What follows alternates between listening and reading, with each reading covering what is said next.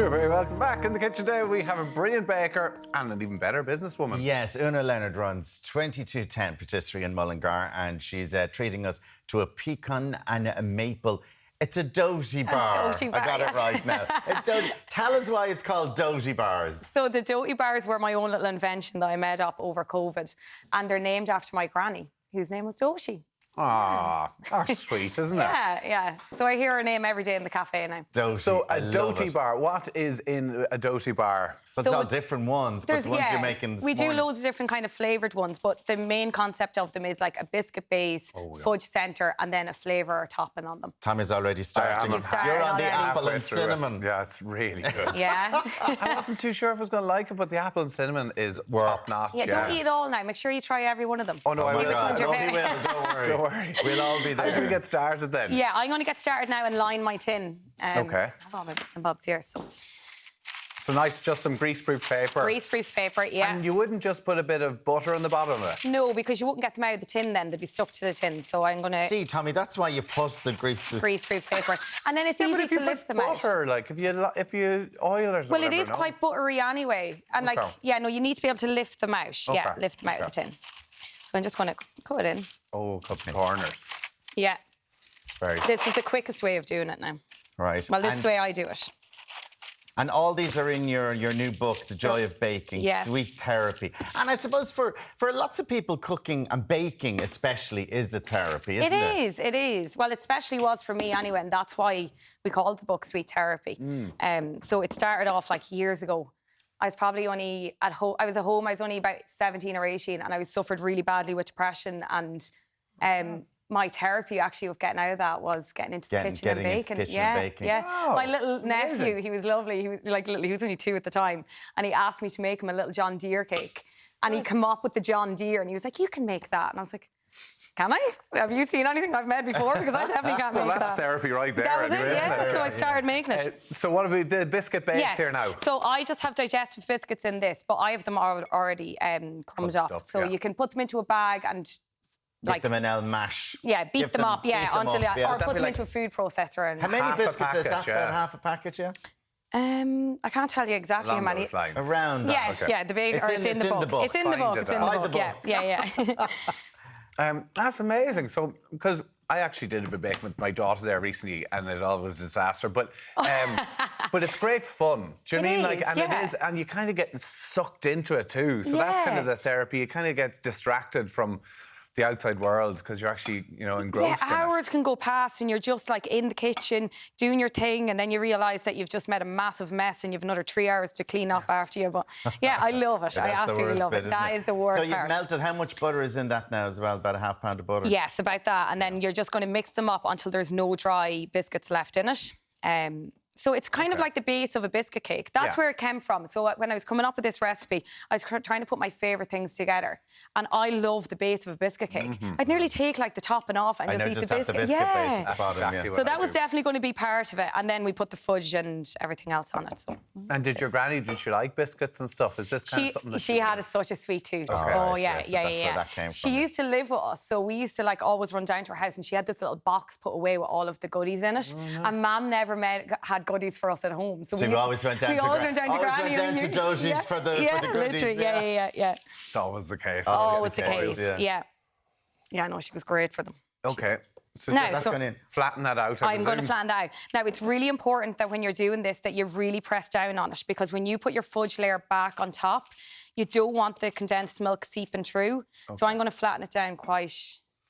And would you use like a potato masher or something? You can. I'm going to use this here. It's just a palette knife, but It probably wouldn't be great when it all. Even the back of a spoon or anything at all is good, but just make sure that it's like even and that you have like put a good bit of pressure on it. So from your therapy then of baking, then you went and you opened your own little place then as well in Mullingar. I did. Now, this wasn't planned. It wasn't a business that I kind of decided I want to open.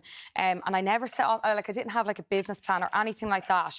I just wanted to bake. And my mother was going to disown me if I took over her kitchen anymore, so I knew I needed more space. Yeah. So she, as such, was like, you need to get more space. And I was walking down Mullingar one day, and I saw this little building, and I went into it. And I had this feeling like I was in the right place at the right time. Wow. And I got the landlady's number that day and rang her and told her I'd take it. And I had to go home and explain to my mum and dad I was going to open a bakery. And they're like, what? You're doing what? And I was like, yeah, Sometimes I'm those doing are the it. best decisions. Yeah. Look how smooth that looks now. Yes. So there we go. Yeah. So what's next? What's next? So we're going to open up the condensed milk and put this in here. Oh, great. Okay. And we've some eggs there as well. We have eggs. We're going to do egg yolks. So condensed milk and egg yolks. So the egg yolks will help thicken the fudge in the centre. So I'm just going to pour these into this bowl. Because they have to be condensed milk, it does, yeah. Yes, don't use evaporated milk. So many people are getting mixed up between both. Okay. Now, would you try this, Al? Would you make this? No. Would you do bacon? No. No. No. Why not? You do it. You're going to see how easy it is now. Exactly, so far. I heat up food, I don't bake. Does it go in the microwave? This is literally way out of my league. I know you like trying this type of stuff. Well, sometimes, yeah. When you have a bit of time, it's kind of fun to do with the kids. Oh, so just an egg yolk goes into just the egg yolk, yeah. And what's this for now? This is for the... This is the centre part. So this is the kind of fudgy filling that you can see there. Okay. It's the delicious part. Right, let's... And I have a little... Yep, here we go. So we're going to just whip those up there together. And does that just go on top of the base That's going to go on top of the base, and then we're going to put our fillings then on top again.